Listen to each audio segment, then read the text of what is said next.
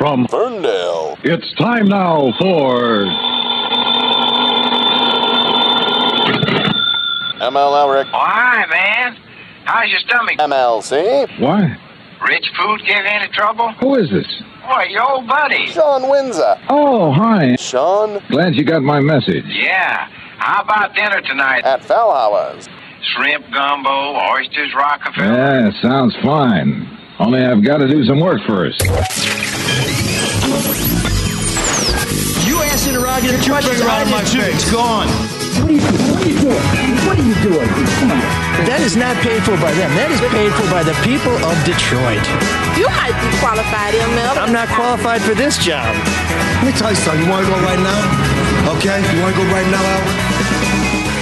Hey kids, it's your old pal ML Elric coming to you from my dining room. Although with the country and the state and the city soon to reopen, maybe I'll be coming to you from your living room and coughing in your face. Then we'll see how you feel about them masks, eh?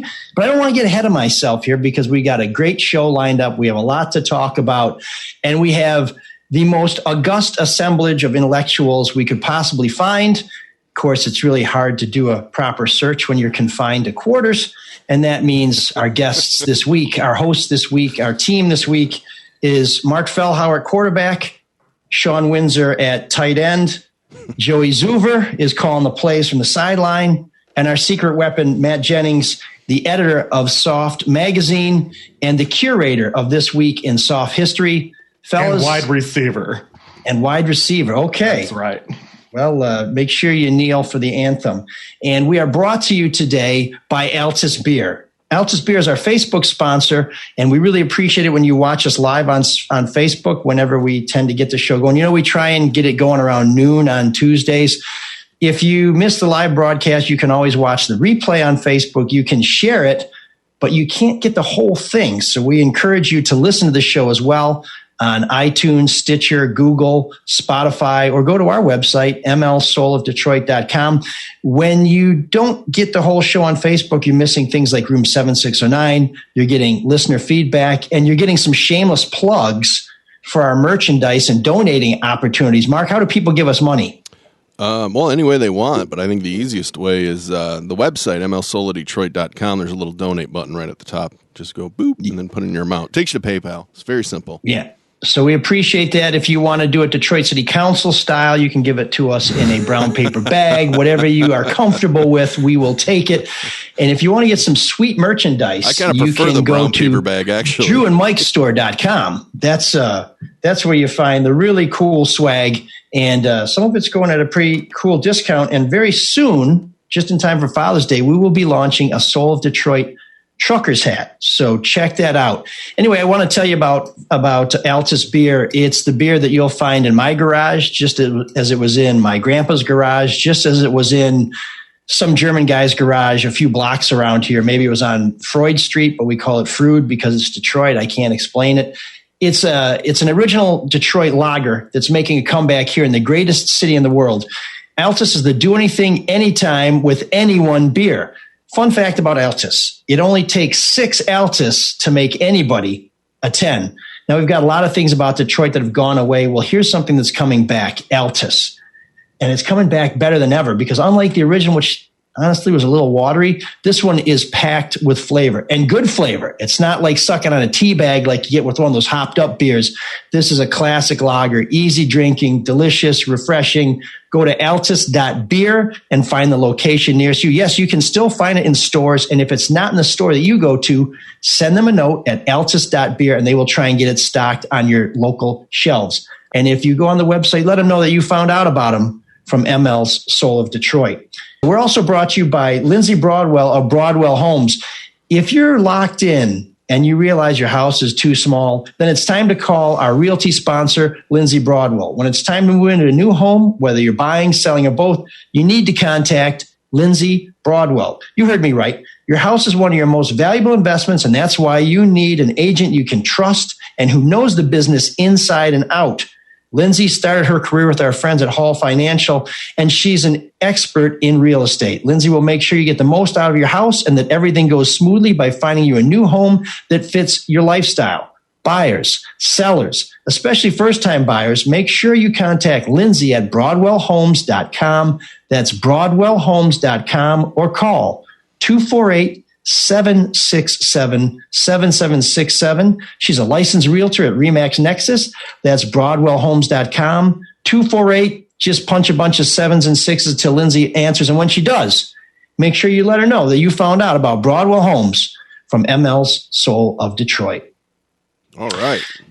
Yeah, so while I was in Lansing last week for the latest protest, I actually spent a few hours in one of our rental homes in East Lansing filing my story on what was billed as Judgment Day. And it was JUDGEMENT Day. So I know the extra E is for Elric because I was there. I'm not really sure.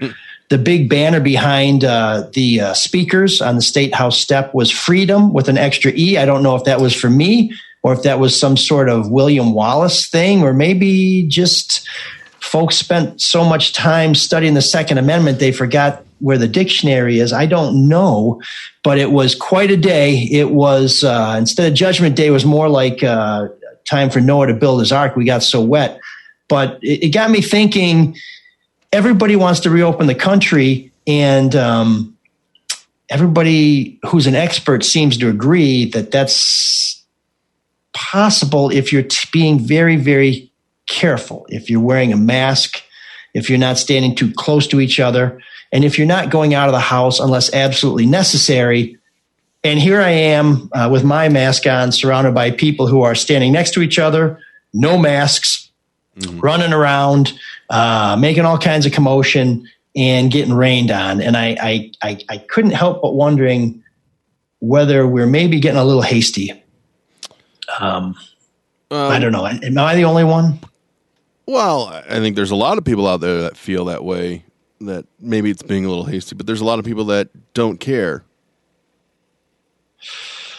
Yeah, or they don't believe, which I think is one of the things that I found. You know, a lot of people have been concerned about these protests. If you missed our show last week with Chris, who came on, Brian Cash, who came on and talked about his appearance in a very widely circulated photo where he was yelling at lawmakers from inside the State House. There was a lot of concern that these gatherings would be dangerous, would be violent. I can tell you this gathering on Thursday, it was more like, it was almost like a company picnic. I mean, people were very happy. They were excited. It was very strange indeed. And there was very little hostility, although there was a lot of firepower. I don't know why people thought they would be so violent. I guess maybe that's because people wanted to bring their long guns and be a little intimidating. It never struck me as them being violent. I think the message is kind of a little disjointed and all over the place. They have another one coming up this weekend that's going to be basically like a fair. There's going to be food. I don't know how this is being set up, but they're going to do haircuts and there's going to be arts and crafts and basically sounds like a fun time. But what I'm surprised reading some of the comments from people is that they won't be shut up by the governor's empty threats, and I think the problem really stems from what is Whitmer's intentions with this? These people obviously feel it's just to shut everything down to win something. I think her intentions are genuine. I think a lot of her orders have been very confusing and not necessarily the way I would go with it. But I guess that's when you ask that question, where does it start? I guess you have to start with the intentions. Yeah. So there's been a lot of confusion. Initially, I think Mayor Mike Duggan in Detroit has been very aggressive and very, very proactive with this. But I remember the first briefing I went to where he said, this thing's coming up. We need to be aware of it, but it's too soon to panic. And the first couple of meetings were, well, I think the schools can stay open. I think the rec centers can stay open. I think it's too early to say we should wear masks. Well, all those things have all been reversed, and probably rightly so. But I'm willing to cut people some slack on this notion of, things are a little confusing because where's the playbook for this? I mean, the last time we had anything like this was 1918. And if you remember what happened in 1918, you were 6 and now you're 108. So I'm not really sure we're going to get a lot of good input from the survivors of the last worldwide crisis like this. So there's going to be some fits and starts. But I don't understand this notion of Whitmer wants to punish people. And I'll tell you why. Because she is going to be called to account in a couple of years for not fixing the damn roads. Yep.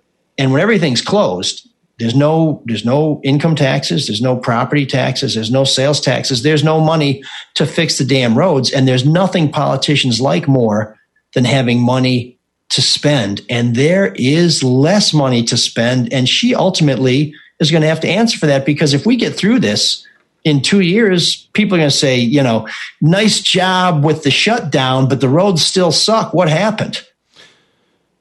Now, this state is, in my eyes, a lot more cautious than other states, for better and for worse. So maybe she's playing the cautious route. I mean, she talks all the time about listening to scientists. But I think this is where, Sean, you come in. I'm going to do a Sean impersonation. Let's see I don't know if I can do a deep voice. But this is where Sean is supposed to say, why can't we admit that we don't know everything yet?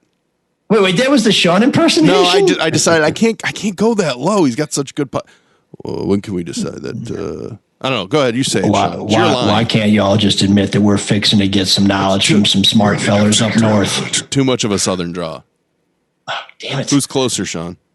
That is a little too much of a draw, isn't it? A little too much of a draw. I would say. I don't know. Maybe just a frog's leg too long from a lily pad. I don't know. I don't know shit, man. That's the thing. I don't think it's. Why is it so hard to say that? I mean, look, we can't say shit. I get it.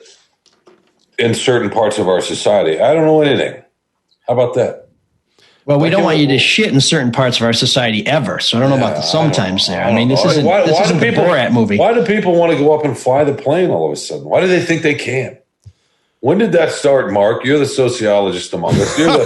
You're the anthropologist among us, Mark. I'll just blame the internet. Everything gets blamed on the internet. Because people don't, in this country, people don't like to be told what to do. And we don't follow orders very well, for better and for worse. It's not necessarily a good thing or a bad thing. But we don't like to be told what to do. And I think now, aren't we at the point, and it kind of goes to what you said, ML, but things do change. But aren't we kind of at the point where people know what to do? Do people know what to do? Well, we've been told what to do. And I think that's kind of the problem, is people feel like you're not the boss of me. I mean, one of the things that has frustrated me, I very early on, I heard Donald Trump say that he was like a wartime president. And I was encouraged by that. I think a lot of people were nervous about that.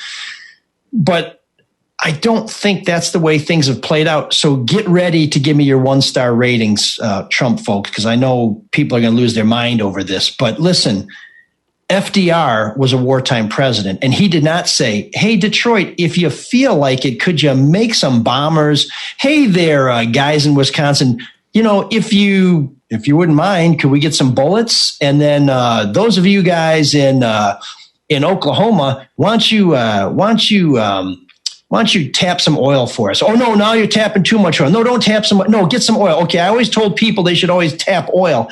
I mean, we are not getting leadership on this. And one of the things that you hear is that when people get mixed messages, they tend to grab onto the ones that most suits them. We are not moving in one direction. We are not one nation united. And we do not have this enemy. We do not have a battle plan. Now take everything you just said, but instead of nation, use state, and instead of Trump, use Whitmer, and that's how that side feels about Whitmer, that she doesn't have a cohesive plan and isn't organized and has mixed messaging. That's how that side feels. Right now, so here's where this comes back. So we have some smart people in Michigan at the universities and on the state payroll, no question about it. But I like to think the smartest people are all assembled in the federal agencies, that they stick around for more than just the 4 or 8 years that a governor's around, and that there are probably some international experts. It would be so much better, I think, if we listen to the best of the best who give us their opinion, as opposed to the best in 50 states giving us up to 50 different opinions. And so people I met at the protest, a really great family from around Plymouth named the Snipes, they were concerned because they said, where's our plan? Ohio has a plan. Now, Ohio locked down first and harder than anybody. So we kind of followed Ohio, and now they're opening up. So, when you're able to say, well, people are at the beach in Florida, but why can't I go to Grand Haven? It's confusing. People can pick and choose. It's very confusing. You can pick and choose, but at some point, don't you have a responsibility to sort of understand that it was worse here, right? Or at least try to understand the motivations a little bit. And as far as us not wanting to be, nobody wants to be told what to do. And that's true for probably most people on the planet.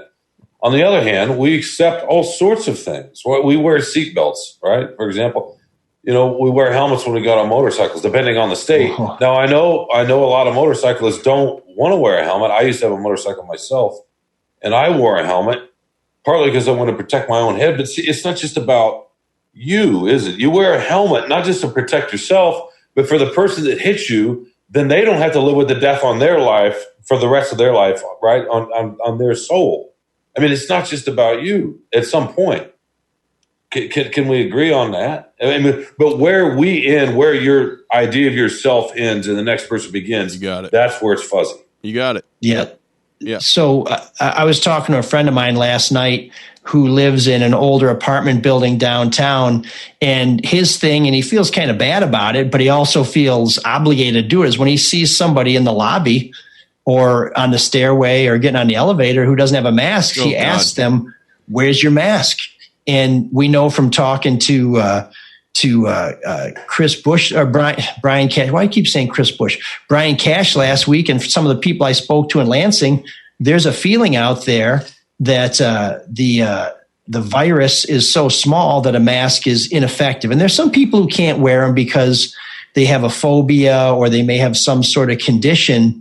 But one of the things that concerns me about that is there are a lot of people out there.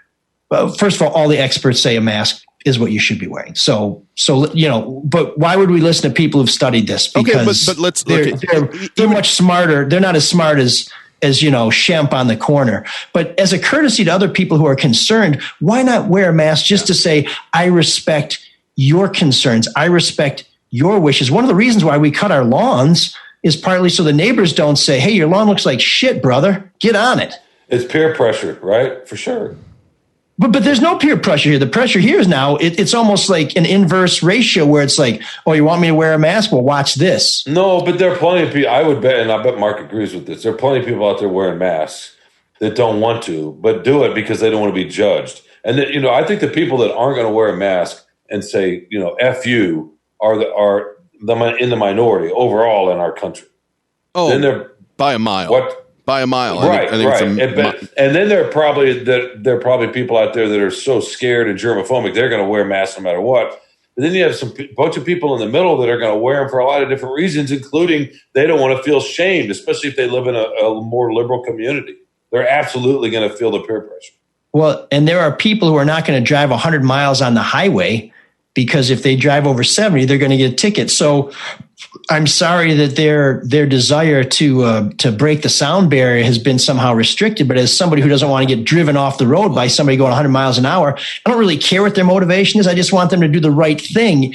And the one thing, so there's all kinds of jackasses spouting off, but the experts, and I'm sorry, they're called experts because they've studied this, because this is as important to them as Call of Duty is to you guys who don't wear the mask. Be nice. Okay, then let's say mysexslave.com, whatever it is you spend your time studying. They say that we should wear the mask. And by the way, what does it hurt? And by the way, I interview a lot of people, and a lot of you mother scratchers should be wearing masks anyways, or at least chewing gum, because there's some dragon breath out there that the masks are helping out with. So on behalf of reporters everywhere, if you can't find an Altoid, get an N95 mask and quit sucking on garlic bulbs. Well, I think the masks aren't a matter of whether they work or not. It's now a symbol of freedom, and I'm getting really annoyed by this argument. A lot of people say there's no free speech anymore. You can't say what you want because you'll lose your job. That's not the purpose of free speech. It's to not be arrested by the government in charge, correct? And there are limitations on it. The new one is, you're taking my liberty away. I should be able to shop in here without a mask. It's like, well, a lot of restaurants have always had no shirt, no shoes, no service rules.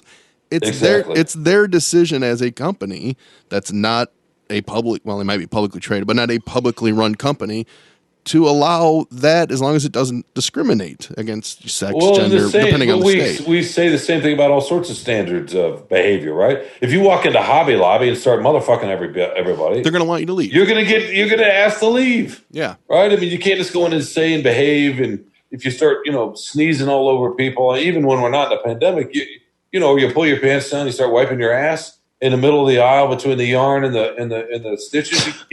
You're gonna get asked to leave. Now I will Remind me to never go shopping with you. but now, That doesn't sound like a good time. but now there's this issue, and Lisa Ann mentions it on the Facebook Live. If you're hard of hearing and you read lips, it's really hard to communicate if everybody has a mask on. So now, is it covered by the ADA? Is this a disability thing? And do you have to have people to prove that it is? I mean, it's a tricky subject, but a lot of those companies, that's why they do, especially groceries and whatnot. That's why they'll do curbside pickup. You just order it online and they'll bring it to your car. So you don't have to do face-to-face communication. We're headed that way anyway, right? It's like, what was the Pixar movie? We were all floating around in lounge chairs and 500 pounds and couldn't move. Wally. I get ripped on for mentioning it too much, but yeah, that's our future. And I'm fine with that. We're headed that way regardless of the pandemic, right? Fine with me. Isn't that where we're going? It looks like fun. To come back to the protest a little bit, I spoke to a wonderful woman from Lansing who said she is working, but she held a sign that said small businesses, I think, are people too. Something to the effect of, small businesses need some freedom to operate. And she wasn't wearing a mask. And I asked her, very politely, and she said, well, I have a condition where I can't wear one. And we moved on. So if you have an issue where you can't read lips, or maybe it gives you a rash, or you're allergic to whatever the material is, somebody asks you that, you just say, sorry, I have a condition. And then you kind of move on. But one of you guys hit on it. This is not about what's in the best interest of people. This is about self-expression. Mm-hmm. And you are free to say whatever you want. You can exercise your First Amendment rights by standing in the street and cursing at people.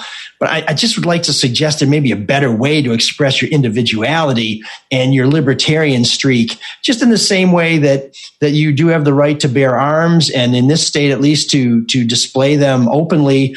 But there's the chief medical officer in Ohio who may have saved thousands of lives by being so on top of this thing. People are going to her house and marching around in front of her house with their guns out. Now, they may have the right to do that, but you can't tell me that's about exercising your Second Amendment rights. That's about intimidation. And one of the things that I'm really concerned about here is that we have people yelling about tyranny, but we now have sort of the tyranny of the loudest, where we have people shouting people down. And I guarantee you that the state of Michigan would not be relaxing its restrictions right now if other people weren't doing it.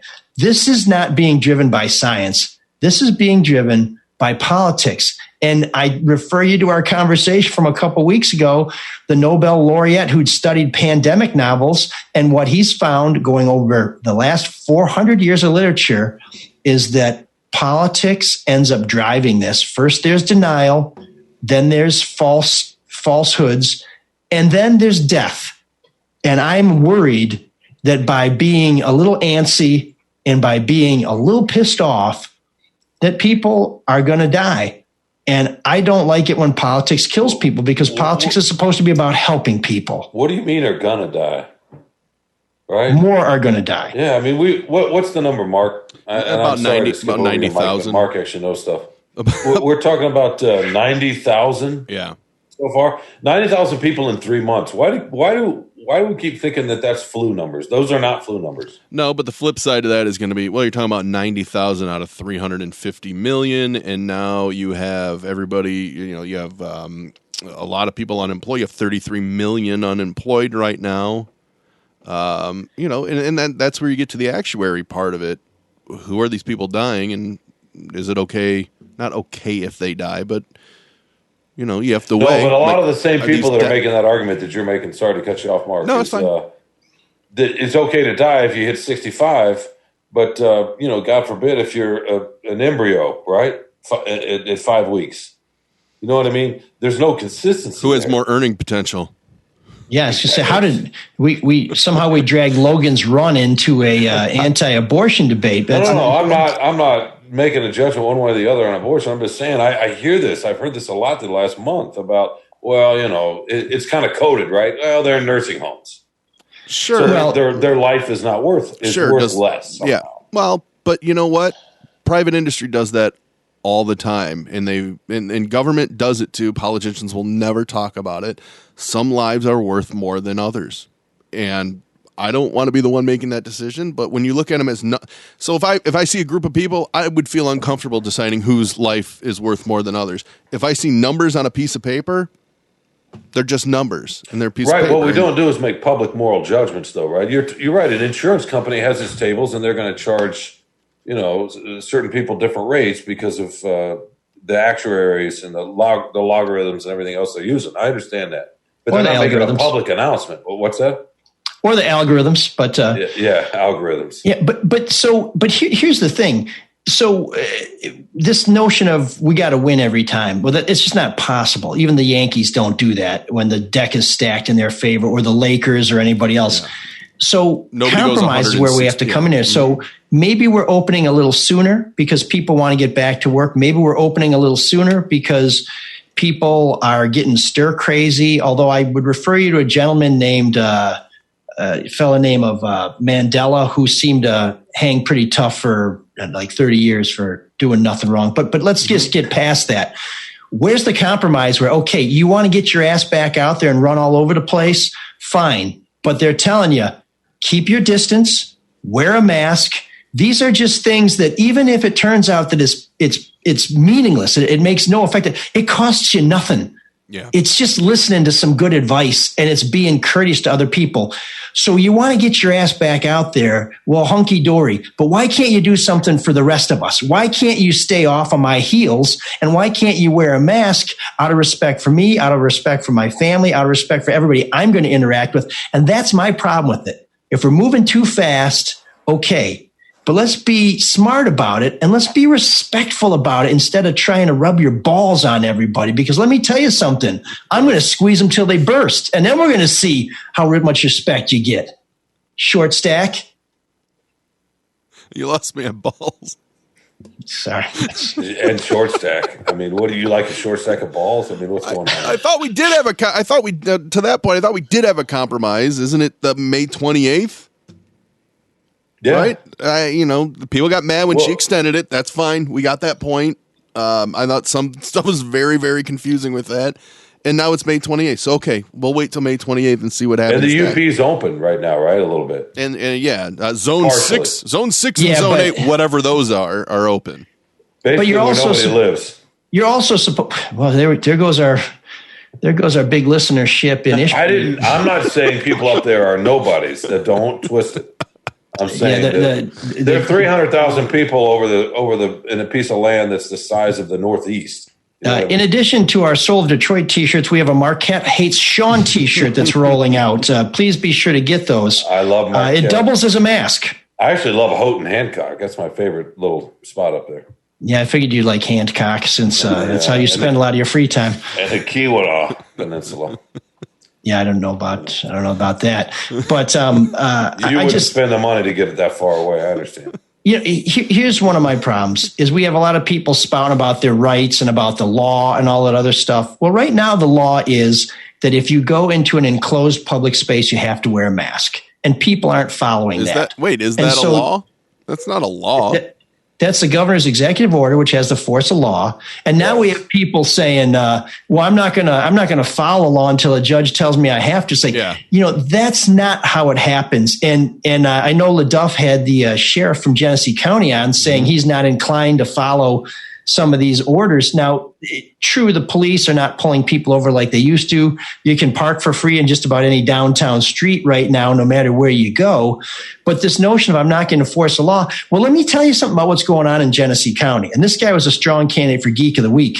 We had a guy blow a booger on some people at a dollar store. We had a guy get shot for trying to enforce the mask policy at a store in Flint. And we just had a guy trying to enforce that you can't have too many people in a business in Flint get shot by security because he wanted to fight with the security guy. So if you don't mind, Mr. Lawman, part of the reason why they call you a law is because you need to enforce the law, man. And when you let it become the wild, wild west, people are going to get hurt. So, I understand you don't want to be nitpicking people, but I think when you tell people, here's the deal, the cops don't give a shit. Do what you want. What you get is a lot bigger mess. I'd much rather go to this party store and say, sir, chill out, get to the back of the line, than send an EMS crew over there to take one of them to the hospital and a bunch of cops over there to break up the fight. It's just stupid. And I'm tired of people being stupid because now stupidity kills. It really does. By the way, get back to your protests. How many of the protesters you think wear their seatbelts on the way to Lansing? It looked like some of them came on a bus of not great length, but I think a lot of them probably did wear a seatbelt. They probably didn't think twice about it, did they? Got in their car, put it on, click, and went off. In some cases, you'd have to remove your ammo belt and your other stuff. But the thing is, I think people thought these guys and there were a couple women. In fact, there was a pro Whitmer woman who had a 9mm strapped on her hip. So the Second Amendment does go blue and it does go red. It does. But no, just the idea that we get used to little things like that might be inconveniences. I remember people balked, right? You probably did at the seatbelt. I remember sitting on somebody's lap while they were holding the smoke and driving with one hand. And I think they may have had a beer in the other hand. So, yeah, but I do find a huge sense of irony when people get mad at the governor's executive order or accept it. But then on the flip side, when Trump has his executive order, they're either okay or they're really mad at it. It's just, it is always going to fall down political lines for whatever reason. It's maddening. Well, listen, I'm a big believer in a diversity of voices and different opinions. But I think on some of the stuff, there's not much debate that there's things that we should be doing that's smart and that will protect us and that will protect other people. Depending on who you ask, I'm now immune to this thing, but I still wear my mask and I still give people wide berth out of respect for them, because if it turns out I am bulletproof, I just want to treat people the way I want them to treat me and the people I care about. And if you have to express yourself, if that burning desire in you is so great that you have to be looking over my shoulder and then you got to be fogging up my glasses, you know what? Maybe we should, what we should reopen first? The mental hospitals, because those folks need to get those screws tightened down a little bit more, because I can hear them rattling with every step. I'd love to see a study or a survey on people's belief and how they fall on it, and how many of those people either know someone or have had or contracted COVID-19, because I do think that changes your opinion on the disease in general, on the coronavirus. If you know someone that had it, like ML. Yeah, but I think beyond that, this is just common courtesy. This is treating people with respect. It's not enough to say that I have my rights, because you have your rights and so do I. And your rights kind of stop at the point where they infringe on mine. So let's, some of this is just respect for others. It's just, it's common courtesy and it's common sense now. So, come on, man. Can we just start a movement to not be a dick? Why are there so many dicks out there? Amen. Right. Have your belief and not be a dick about it. And if you decide you want to shoot me, if you can't hit me from more than 6 feet away, I don't think you should be carrying, okay, brother? Because Deadeye Dick, the Deadeye I don't know about, the dick part's pretty much guaranteed. So, from Dicks to Davids. This is going to be a seamless segue to our good friend David Hall on Hall Financial. We're going to go to Luke, but I think Luke doesn't want to be too close to that conversation. So let's get to David Hall. And he cares about the community, which is what we all really do. That's what we're trying to do. We're not trying to come down on you. We're trying to make sure that you live a little longer so we can fight about something else. The stuff that Sean was talking about earlier, can we fight about the Tigers instead? Can we go back to, remember when the biggest deal that we had to talk about was Michigan versus Michigan State? Well, Michigan State won that argument, but I'd like to try and argue it again later sometime. When? But David Hall, Mike. exactly. David Hall, he's not a fighter. He's a lover, and not like a creepy, get out of my space lover.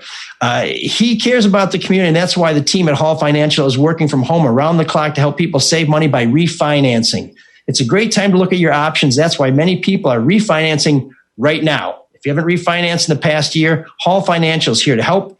Now's the time to lower your monthly payments and keep some extra money in your pocket as we go through these turbulent times.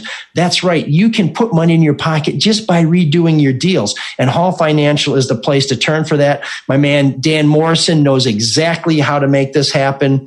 So why not see if you can save some money and cut down your obligations? If you're worried about the coronavirus, don't. Homes can be appraised without someone stepping foot inside your house. Appraisers are doing drive-bys, and the real estate industry is back in business. Hall Financial Service is the fastest in the business, and they have so many 5-star reviews. I won't mention it because it makes the number of 5-star reviews we have look paltry.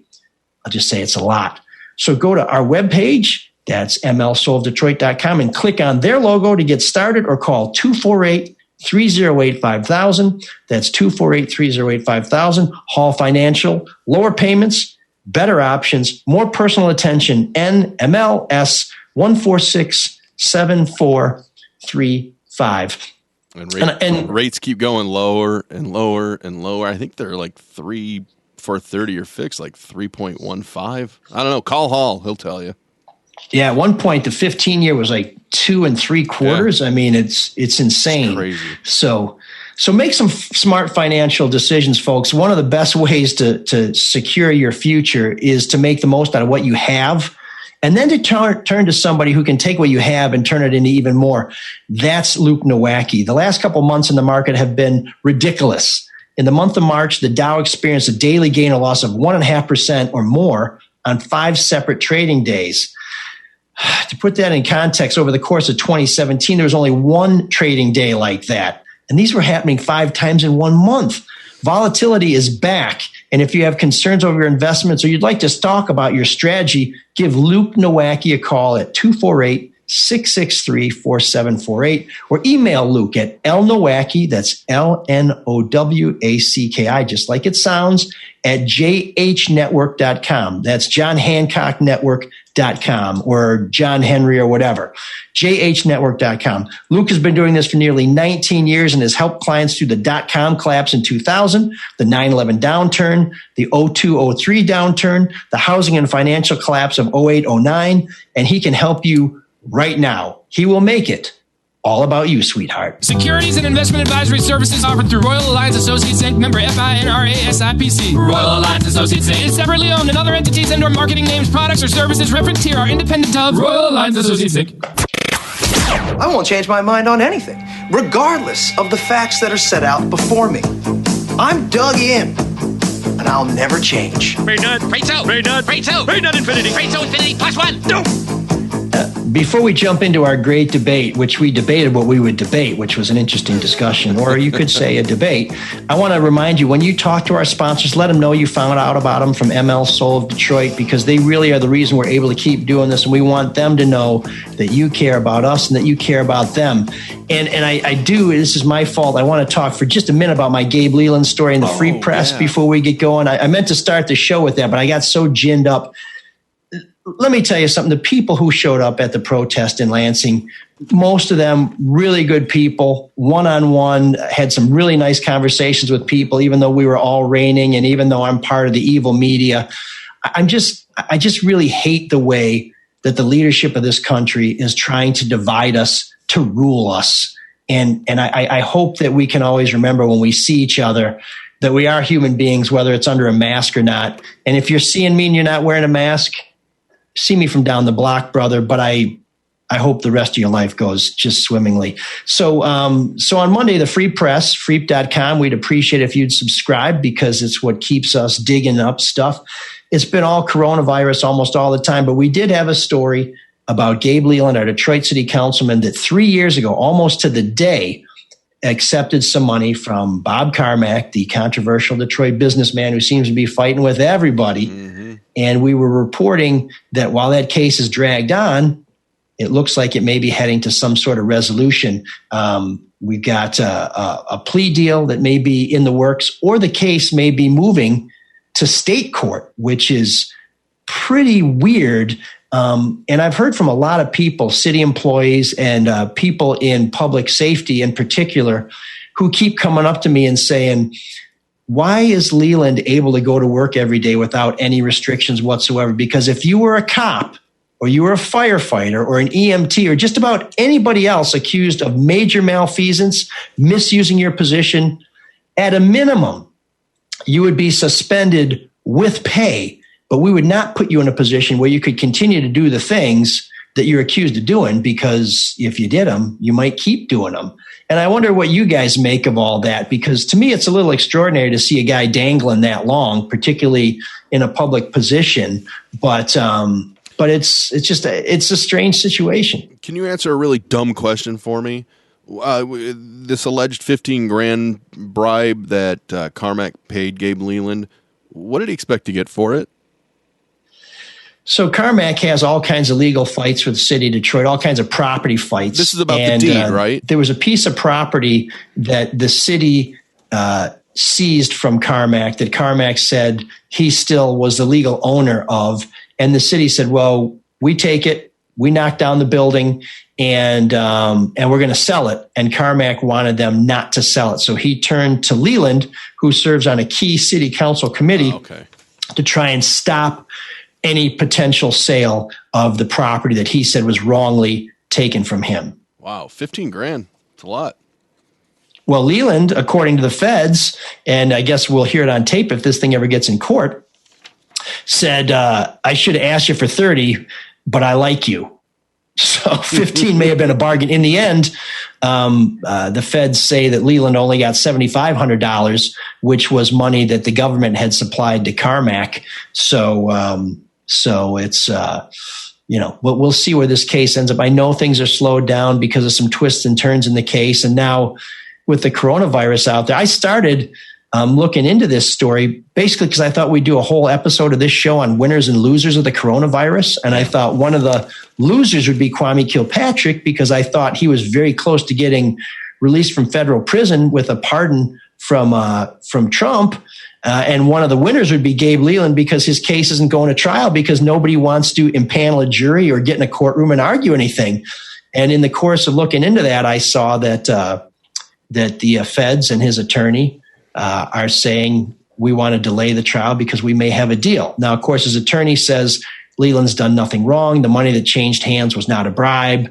No crime was committed, and that we're not really trying to work out a deal. That's just boilerplate language in there. But if you read the story at freep.com, or if you find it on my Facebook page, which is ML Elric, or if you find it at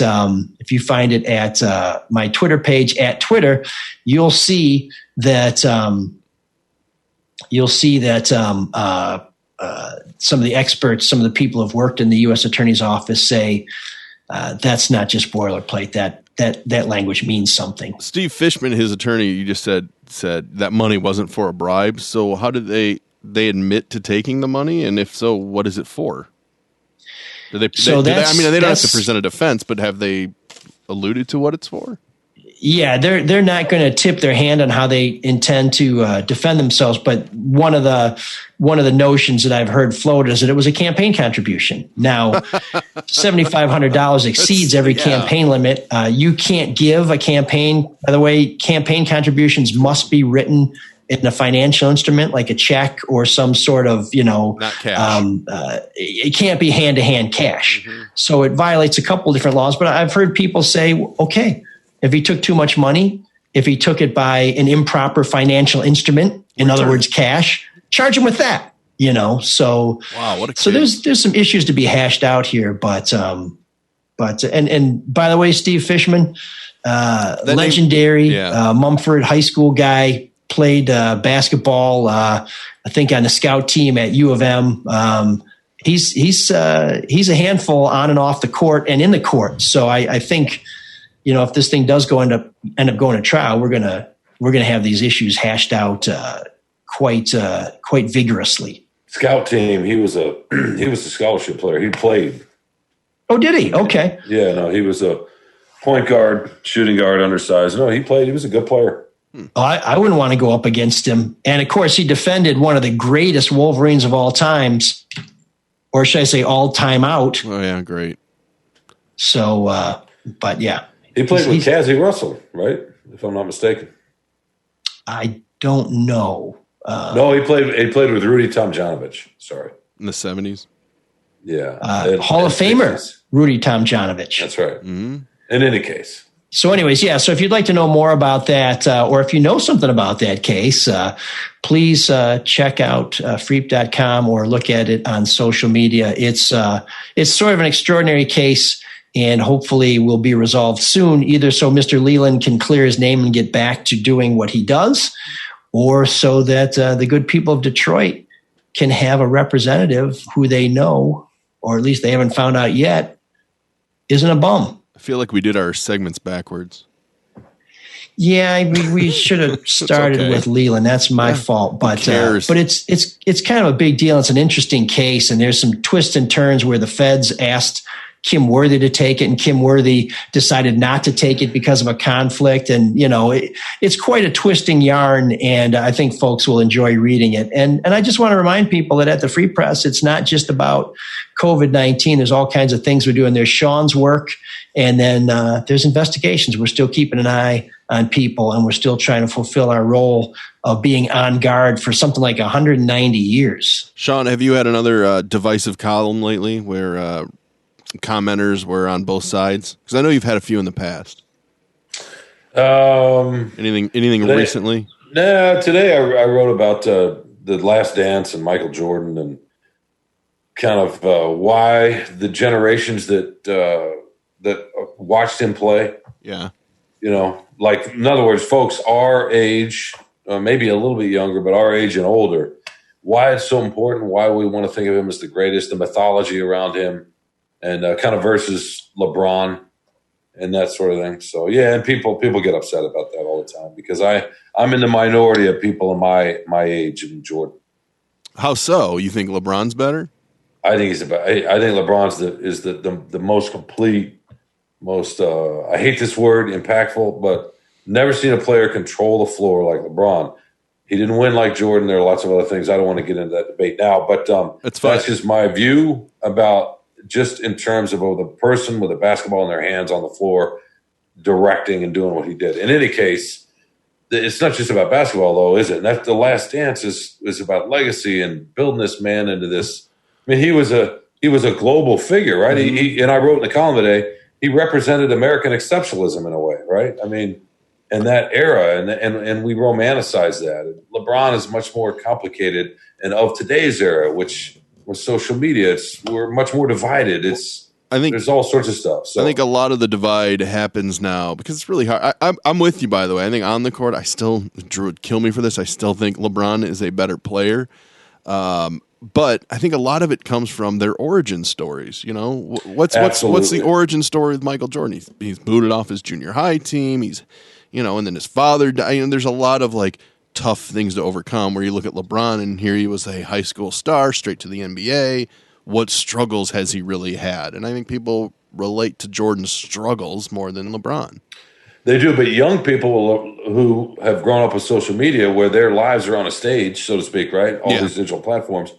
LeBron is of that, and he shares that stage with them to some degree. So they feel connected to him and the way he's navigated, never had any issues, really. Yeah.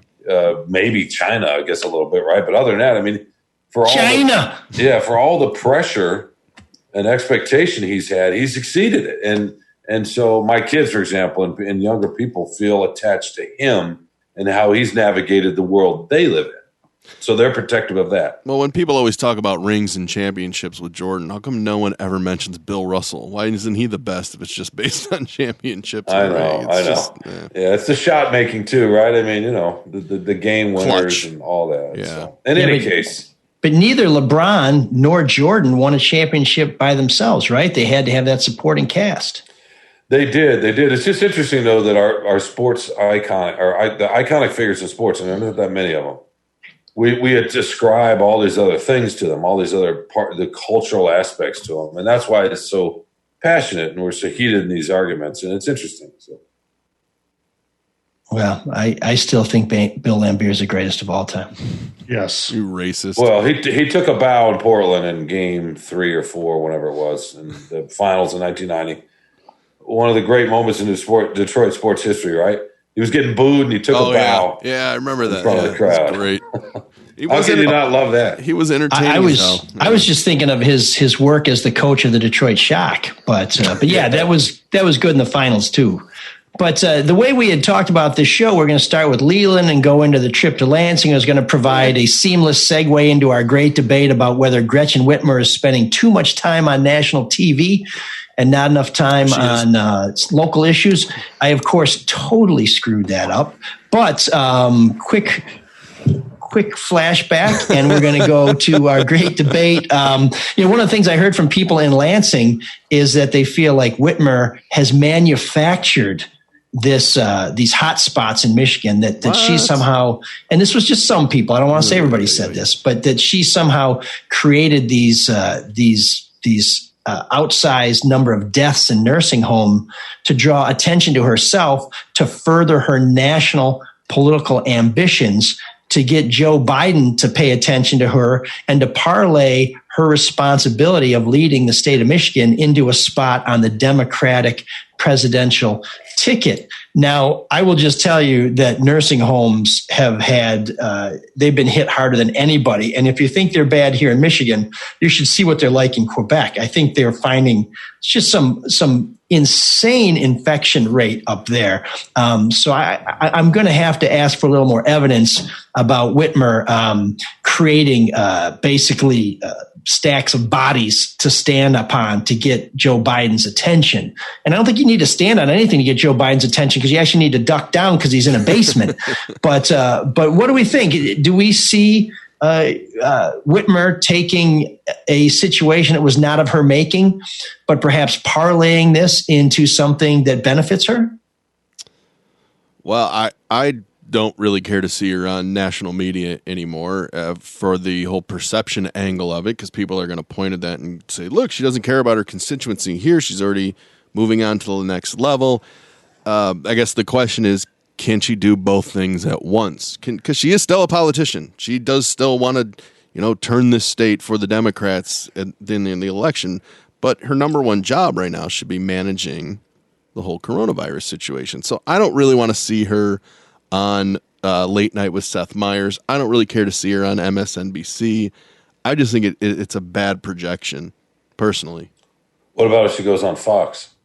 I wish she would. I wish more Democrats would go on Fox. Obama used to go on Fox. That was always interesting. From time to time. Boot Edge was on Fox News all the time.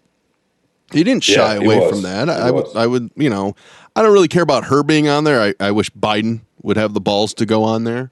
Do you think he's getting invited? I think if he wanted to be on that channel, he could get on that channel. Maybe not with Hannity. I'm sure there is a show that would take the Democratic presidential candidate. They'd be insane not to. Yeah, I think that's probably true.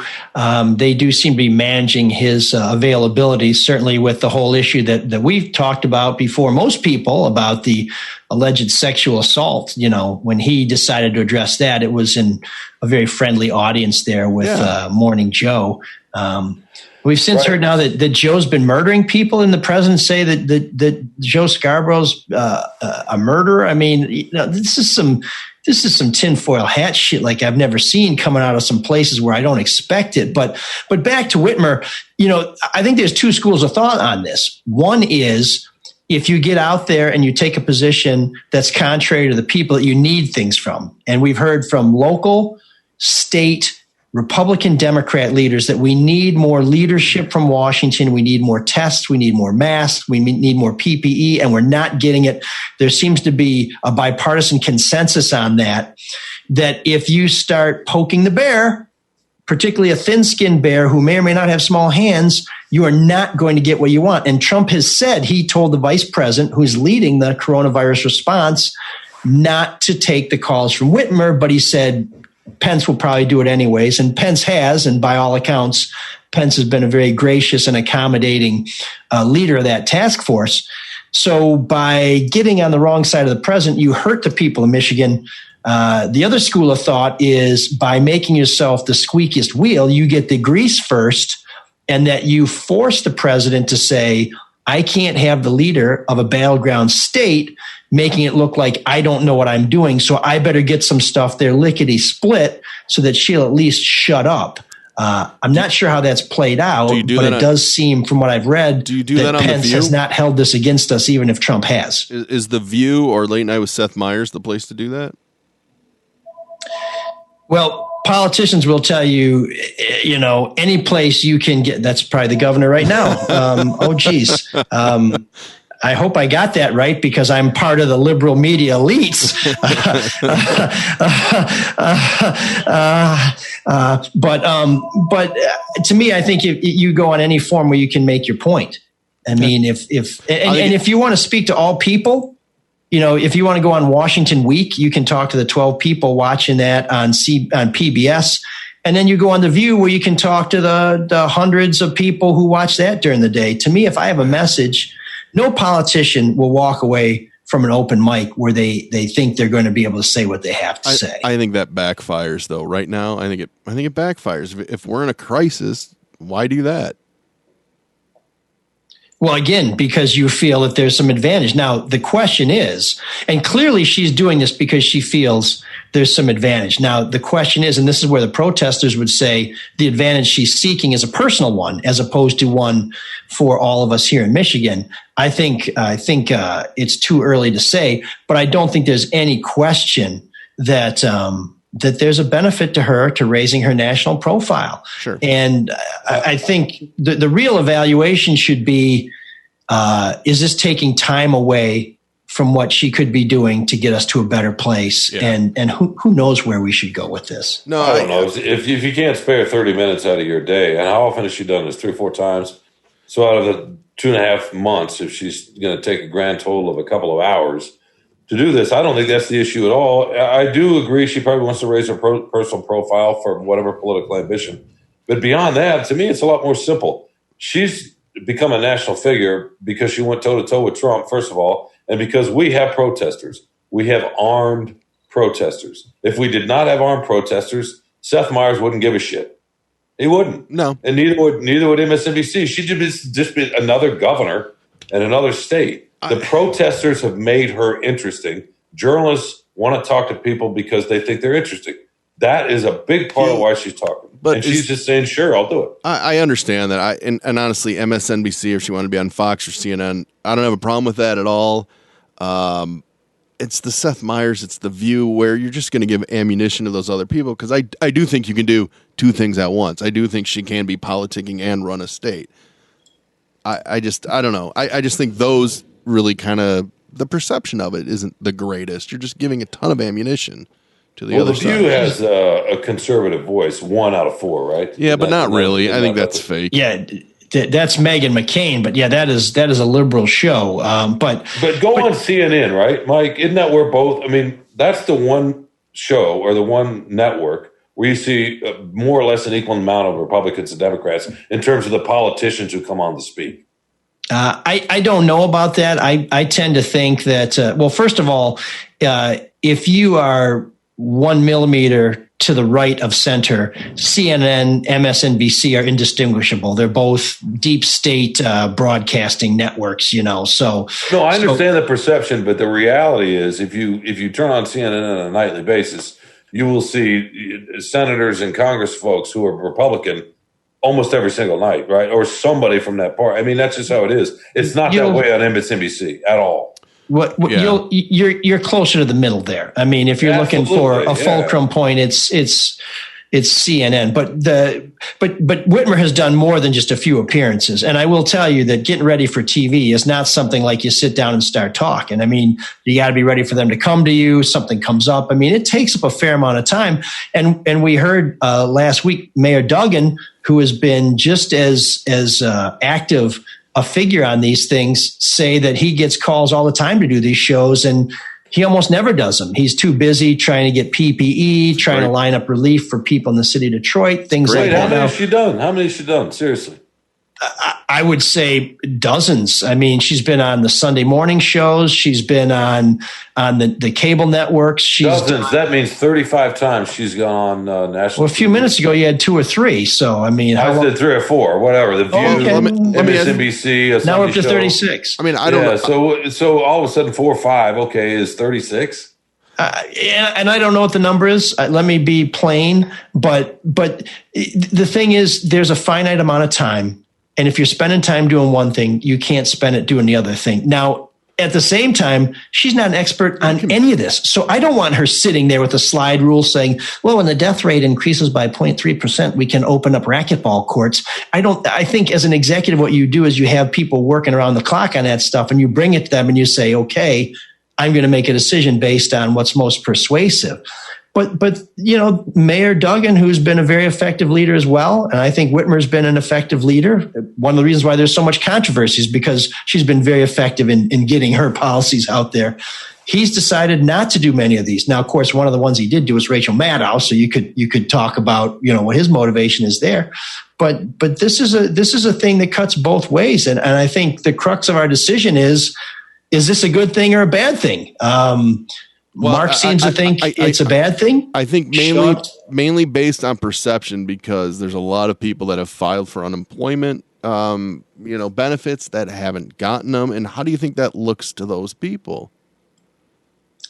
Well, I'm one of them. I applied for unemployment for the furlough week that I took, and I'm still waiting for the check because that system is just so overwhelmed. But I don't think I understand why people would Gretchen be pissed Whitmer off. staying off of late night is going to get me my $361 any quicker. No, I know, but there's a lot of people that would feel that way. But they're also not wearing masks, and they got they were walking around with a 8-foot Pikachu with a AR-15 on Thursday. I'm not sure that these are the people we want calling the shots. Has Cuomo been on The View? I really don't know if he has or not. And has he been on Late Night with Seth Meyers? I mean, Cuomo's a governor. He hasn't needed to. His press conferences have been picked up by the networks in a way and been replayed. So he doesn't need to. Look, Governor DeSantis, the governor of Florida, or the governor in Texas escapes me. I've seen those folks out there too. Maybe not on the View, but on national networks. I mean, to me, it just doesn't matter. They all do it. If you don't like that political brand, you're not gonna like it. If you do, you're not gonna mind it. I mean, I don't mind whoever does it. To me, it's just the way our world works. Look, I don't have a problem. I'm really one of those people that hasn't had a problem with Whitmer. If anything, maybe a little too cautious, but for the most part, I think she's done a pretty good job. I don't want to see her on those shows. That's me. So Mark says no, Sean says go, and I say it's too early to say whether it's going to hurt us or not. But I will tell you, there's only 24 hours in a day, and if you're spending some of them on TV, that means there's something else you're not doing. Oh man, the geeks have inherited the earth. Did I do that? What a dork. Does him wanting to play with us again mean that he's turning into a geek, or we're turning into cool guys? This is be a great chance to talk about Gabe Leland again, but we're going to just keep moving. He may be Geek of the Year just because he's sort of an odd dude. But we have a lot of candidates. I don't know if it's the times we live in or what, but strong competition for Geek of the Week honors, starting with the K-League soccer team FC Seoul, who ordered mannequins to make their stadium look less empty during games. It was a great idea. There's just one problem. The team had to apologize after realizing that those Ersatz fans were actually sex dolls. Then we have Eric Trump. Get your nasty emails ready. But he is now claiming that the coronavirus is. Oh, Mr. Mark, we got a football fan. I just want to say about the sex dolls. By the way, was it soccer or was it baseball? The fans, I don't know, but. It was soccer. Who was the person that recognized them as sex dolls and then had to say, those are sex dolls? Because you would think if you recognize them as sex dolls, you might just want to keep that to yourself. Why are they the Geek of the Week candidate? I don't understand. They were trying to be creative and they made a little mistake. Sean, if you would pan your camera around, I want to see how many inflatable women are sitting in your garage. But you know what? You can see the squirrel drinking out of the bird bath over there if you want. You know what I mean? I've never heard it referred to as a bird bath before, but no, I mean, Geek of the Week, you should be nominating yourself for thinking people that work for the public have to spend 24 fucking hours a day serving the public. Otherwise, oh my God, they're corrupt. Go ahead. You got a crush on the old Gov, do you? Is that what's going on? Okay, that's fine. Oh, you know what? I forgot. You know what the best sign I saw was at the rally? There was a guy with a handmade sign that said, "Vaccinate D's nuts." Oh, yeah. Was he a Buckeyes fan? I don't know. He could have been a Gronkowski guy. I'm not sure. But lots of funny signs there. Some kind of goofy. Anyways, Eric Trump is now claiming that the coronavirus is a Democratic hoax that will magically vanish. He says, you watch, they'll milk it every single day between now and November 3rd. And guess what? After November 3rd, coronavirus will magically all of a sudden go away and disappear and everyone will be able to reopen. So I guess the Chinese Democrats have been killing all these people for no good reason. So, listen, folks, I'm not here to pick on the Trumps, and I'm not here to say I finally know why Eric is considered the dumb one, because I've been told that he's actually one of the brighter ones. But let's get past this. Yeah. The coronavirus crisis is real. Yep. Right? Yep. I agree. Really? That's a stronger candidate. Whether you want to wear a mask or not. Yep. That's a stronger candidate. Who else do you have? Yeah. Okay. I'm going to call this guy a Butte head. He's in Butte County in California. It's one of 22 counties in California that say they're ready to reopen for business. Well, there's a church in Butte County that decided to have a Mother's Day gathering in violation of orders restricting large gatherings. 180 people showed up. My man found out the day afterwards that he had the bug. And so now they're having to check everybody who was at that gathering. And so maybe now Butte is not quite as ready to reopen as everybody thought, which again, the problem is, folks, if you don't follow the rules, you're going to set us back. You're going to set us back. And to make matters worse, I believe that guy is unapologetic about having the gathering still, even though he knows he might have infected people. God's word. Well, I'll tell you what, if I had a giant Pikachu contest on an AR-15, I'd get 7 feet away from him, really stuck and in we'd that have Pikachu. ourselves a little Butte County justice. Our winner is the fake cop who got busted because he was following real cops. Mike Martindale, the Detroit News, reports that a Lyon Township couple got busted after using a fake cop car to follow real cops who were on an undercover detail, completely unrelated to these two nitwits. Leonard Charles Harris and Leanna Page Garcia Stowe were arrested after apparently creeping up on the cops who were working a legit undercover detail. When the real cops checked the phony cop's car, they found a bogus cop light, a 9mm semi-automatic handgun, a fake cop badge, handcuffs, a police scanner, a spotlight, a straw with cocaine residue, and, of course, a 1-year-old and a 2-year-old child, and this was at 3 a.m. on a Saturday morning. So Leonard Charles Harris, Leanna Page Garcia Stowe, you are innocent until proven guilty, but until then, you are Geeks of the Week.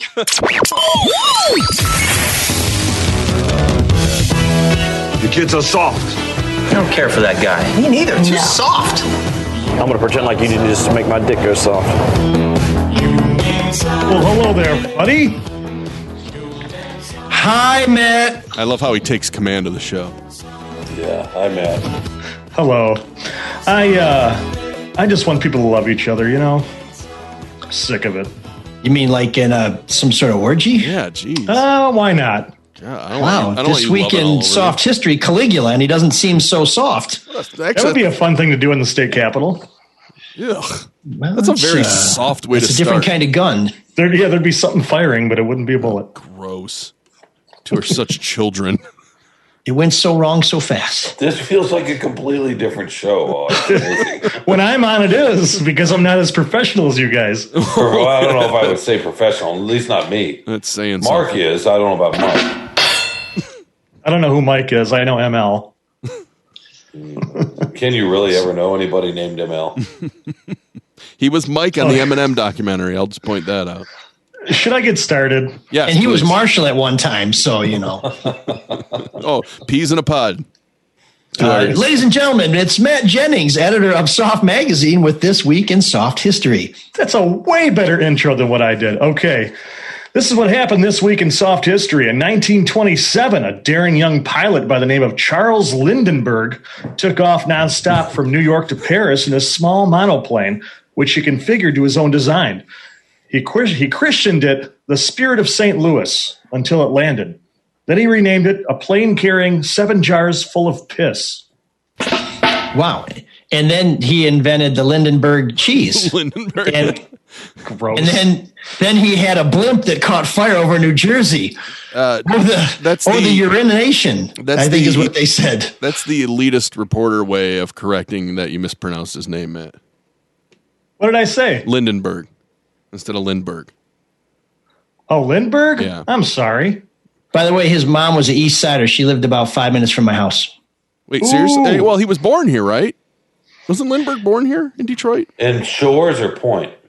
Grosse Pointe Park. In fact, a kid who played hockey for me, Brad the Tank Thompson, kid never played hockey, turned out to be like a natural beast in goal.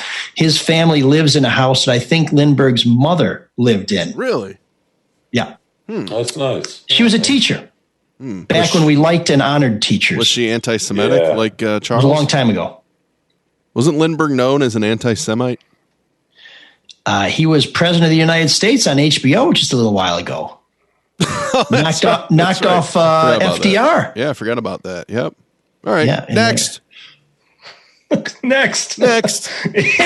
Oh, God. Like Lindenberg cheese, it's getting a little ripe on that first item. Oh, boy. I can't wait to take this train off the tracks. Okay. In 1987, racing horse Sunday Silence won by a nose at the Kentucky Derby. And all I can say is, thank God horses don't run on their hind legs. Whoa, that'd be won by a pair? By a horse cock. He won with a pair? Horse cock. Just wiggling around. Is everything going to be related to the genitals? But then he'd be running into the ground, right? I don't want to visualize this too much, but sounds like you are. Hey, I need to be the ones making the dumb jokes here, ML. Well, I'm still thinking about the first one. After doing so many stakeouts, I can't imagine that my partners in TV don't have 7 jars of piss with them by the time we get our bad guys. Hey, Matt's only had a week. Give him a break. Thanks, Sean. Wow. What a vote of non-confidence that was. Okay. This is Matt's 3rd week. In fact, we got a comment from a listener who said, Matt is great. Keep having him back on, and he's a terrific kisser. And then it's signed Mrs. Jennings. Oh, thanks, Mom. Your mom? Even though her last name's Naborski. It said why is your not mom, Naborski. Why does your mom know what a great kisser you are? Just on the cheek. I kiss my mom. Big deal. Just on the cheek. He's not afraid to show his affection. He's a real men, and Alsace drinkers know that. That's right. All right. And it's the butt cheek. And the Alsace drinkers can fill up 7 jars of piss in short order. That's for sure. Okay, in 1992, 224-pound strongman Dave Goddard pulled a 196-ton jumbo jet 3 inches, which I don't even know why that's such a big deal because I pull 3 inches all the time. Complete silence. Once again, another. I like that you're taking a shot at yourself, and it's another dick joke. Yeah, I would do the same. I have no problem. It took me a week to figure that one out. That's more than I pull. So. All right, and to finish us off, on this day in 2005, a then 43-year-old ex-teacher and convicted pedophile, Mary Lou Letourneau, marries her former student, Vili Falau. Letourneau started a sexual relationship with Falau when he was only 12 years old. And breaking news, Falau filed separation in 2019. I guess he was just getting sick and tired of giving high fives all the time. That's a solid one. I'll give you that one. Oh, thanks. It took me a week to do that. I laughed at it, and apparently Sean hated it again. Have you ever made Sean laugh? This week in soft history, I'm a jar full of piss. Matt Jennings on ML Soul of Detroit, part of the Red Shovel Network. See you guys. There's an all-night party in room 7609.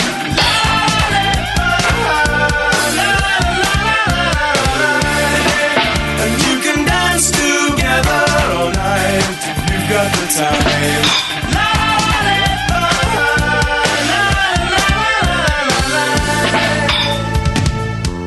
No, I thought that was funny. You actually bring energy. It's Bass Month here on ML Soul of Detroit. In the New Wave Suite, we have welcomed Monaco, which is a band that wasn't around very long. It was a side project of a side project, born of one of the great new wave bands and one of the great new wave band feuds. But we're featuring the bass guitar because while there's so much synth and there's so much technology that's associated and so much fashion that's associated with new wave music, I think it's important that we also recognize the virtuosity and just the down and dirty beats that can drive this music. So joining us is Monaco with What Do You Want From Me?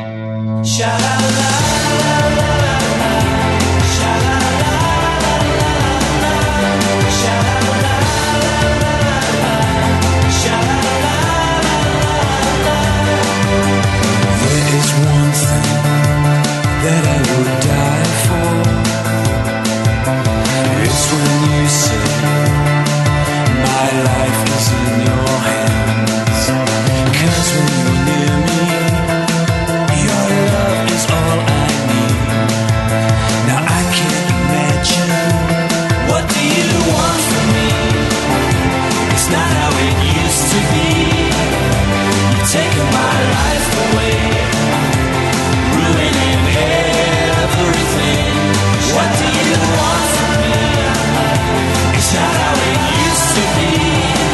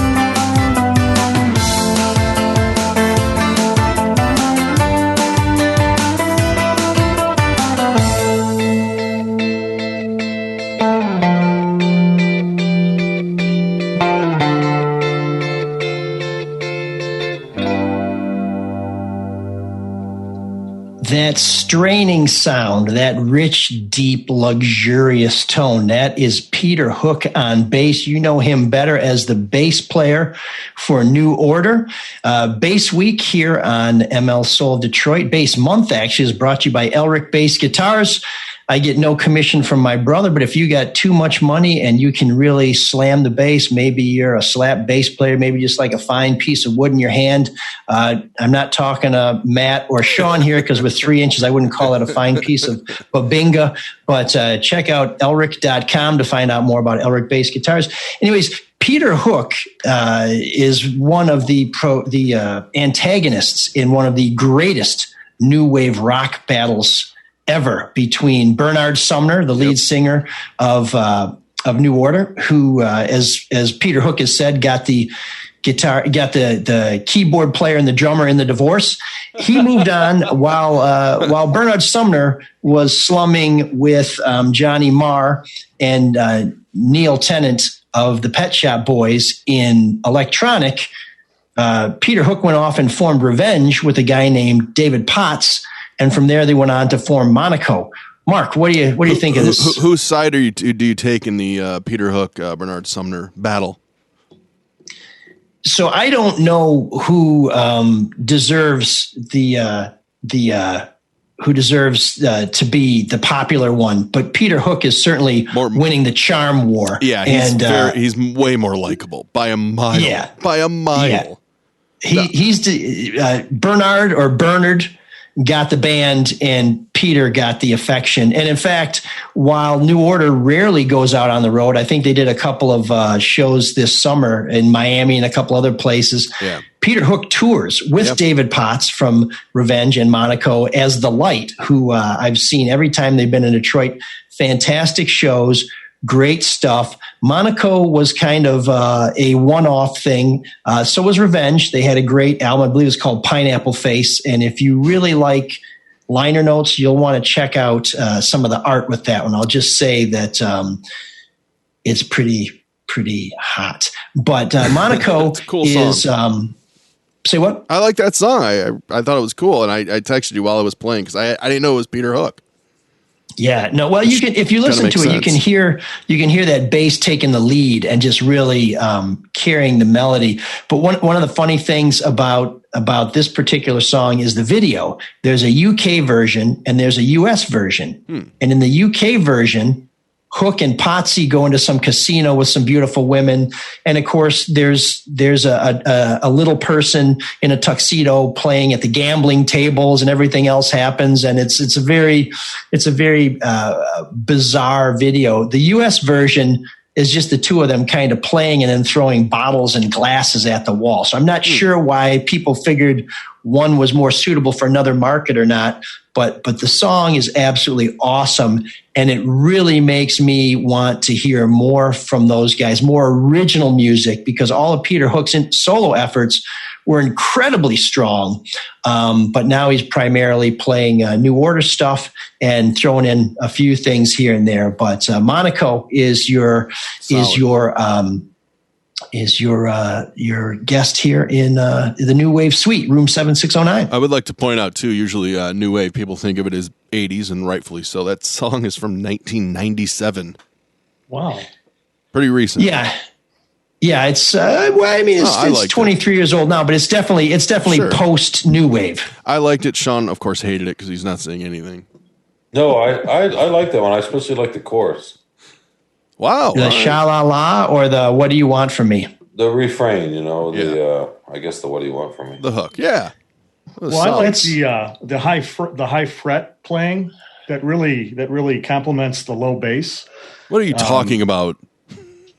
The Scottish. Okay. Well, and if you ever see talking way over if you ever see Peter Hook play live in person, he gets down real low on those strings. I mean, he goes like right down. I mean, he is on that thing. But I kind of think sometimes that Sean's section of the show should be called "What Do You Want From Me?" because it seems like we're always disturbing him. He's fine, Sean. You're fine, aren't you? Fine. I'm fine. He's okay. I am. Nothing really gets to him.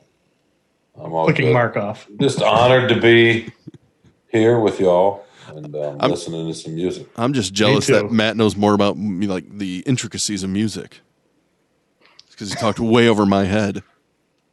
Well, that's a George Harrison thing, man. He ruled. Oh, no, here we go again. Oh boy, sorry. Okay. Go outside, nerd. Get out. Go. Well, anyways, that's Room 7609. We're always happy to get your submissions, your suggestions. We hear quite a lot of them, and this is one of the more controversial features of our show. Although for a little while, our intros were drawing quite a bit of fire from people, which is one of my favorite parts of the show, and I think are very elegantly produced by Mr. Fellhauer. It's my least favorite part.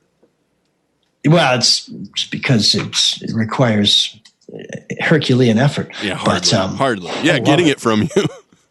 What's that? Getting the piece from you. Yeah, that's the Herculean effort. It does tend to be late in the process, but we welcome all feedback, constructive criticism. If you just want to scream at us, you can do that into the phone 313-288-9070. That's 313 Butterfield 89070. Most people write to us, and our address is mlsoulofdetroit@gmail.com. We love to interact with you. We love to hear from you. We love to hear what you like, and we prefer, frankly, to hear what you don't like, so we can try and either fix it or put you on the list of people who will be first against the wall when the revolution comes. I'm serious about that. But either way, let us know what you're thinking. We have 450 5-star reviews and 6 1-star reviews, which oddly enough includes this one. Great show and interesting topics. So that's a 1-star review. So imagine how good the 5-star reviews are. Yeah, their scale must be backwards. They think one is good. How many did we have? We had 6 1-star reviews and 1 5-star review? 400. Actually, technically, we have 1 5-star review. Sean has 449 5-star reviews. Apparently, you're. I'm sure the 6 stars or the 5 stars or the 1 stars are for me. I doubt that. I think even Gordo was a 3-star. So, Mark gets the 5 stars. No, hardly. No, believe me, I got to share 1 stars. Actually, they're all MLs because his name's on the show. Like Mary Kay Letourneau, we all go down together. So 5 stars across the board. Although we tend to try and make sure everybody's legal age. Here's some feedback from Lisa. Matt Jennings was awesome. With your wit and his humor, you're golden. Thank you for the laughter. I would love to see Matt back. Thank you. I don't know whether this is a one-night stand and you left your wallet or they really enjoy your work, but we're glad to have Matt Jennings with us to help lighten the show up during the coronavirus crisis, which the way things are going means he'll be a part of the show for the next 7 years. Yeah. No end in sight. That's 1 year for every jar of piss on the spirit of St. Louis. Lindenberg. That's right. From Paul. Damn it.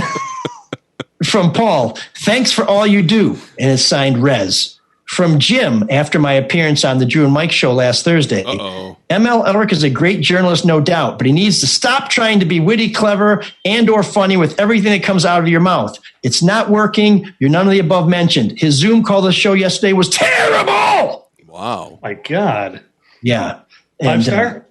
I don't know, but I'm just impressed that Jim was able to take a break from his furious masturbation to write that note. So, no, Jim, seriously, keep polishing the bishop.